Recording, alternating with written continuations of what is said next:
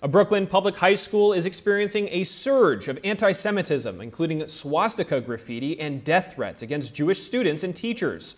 Jewish civil rights leaders and advocates are calling on New York City public schools to do more to address the hatred. NTD's Andrew Thomas has more. A Jewish civil rights organization named End Jew Hatred and the New York City Public School Alliance held a demonstration yesterday in Brooklyn. The coalition is sounding the alarm on the rise of anti-Semitism in city schools. There is just an issue with systemic Jew hatred in our New York City public schools. Seemingly every day there's something else coming out of one of the public schools, one of the PS, all different districts. End Jew Hatred is demanding accountability from the New York City Department of Education and its Chancellor David Banks, following disturbing reports of anti-Semitism at Ourigenz, a public high school in Brooklyn. We will not and cannot be silent, and we need to see change. We need to see systemic change so that, everybody in our community is protected. So how are the New York City public school system and Chancellor David Banks failing to protect Jewish students from anti-Semitism and violence at school? Things are going on within these schools, whether it is a teacher or paraprofessional spewing hate that is guised as, I don't even know, guised as some sort of social justice, or I don't know, guised as what, but it's Jew hatred. So using, just terminology that is not okay regarding Israel,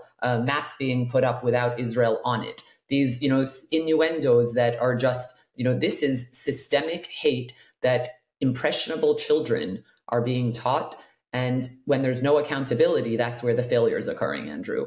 Adud expressed her frustration at what she believes is an apathetic attitude from Banks.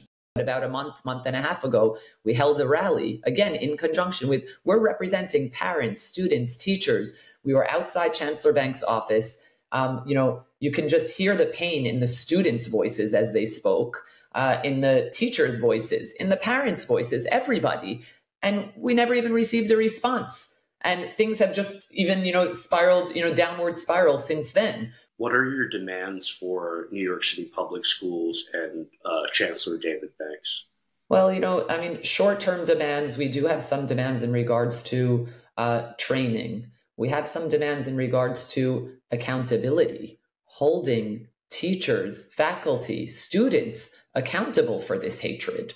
But the first demand is a meaningful meeting, sit down face-to-face, meaningful meeting to see how change can be made, with all of our constituents. This is the only way that we could move forward in, any amicable way, united.